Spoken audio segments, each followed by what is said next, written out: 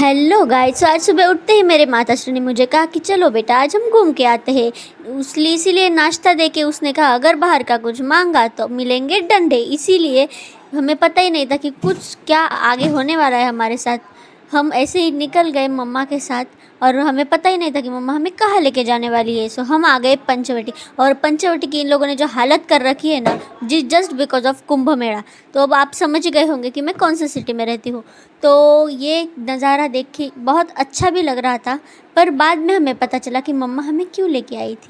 वो तो आपको आगे दिख जाएगा, पर इन लोगों को देख के मुझे अफसोस हो रहा था, ये ज़िंदगी मैंने क्यों नहीं जी।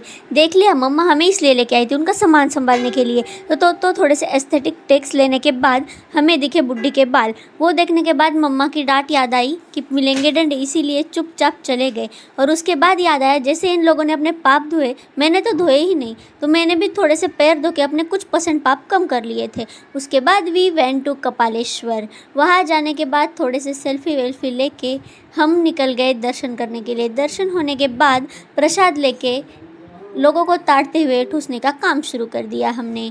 उसके बाद हम गए कालाराम मंदिर, और वहाँ पे ये बड़े बड़े बोर्ड लिखने के बाद भी मेरी चुल रुक नहीं रही थी, इसीलिए मैंने कुछ टेक्स लिए और हम आ गए घर पे। तब तक कैपेसिटी ख़त्म हो चुकी थी, फिर भी हमने 4 गालियाँ खा के गन्ने का जूस पिया और हम आ गए अत्तू के घर। So yes, that's it for the video. और आज आगे हमने क्या क्या किया वो देखने के लिए पार्ट 2 ज़रूर देखना। लाइक, सब्सक्राइब और शेयर।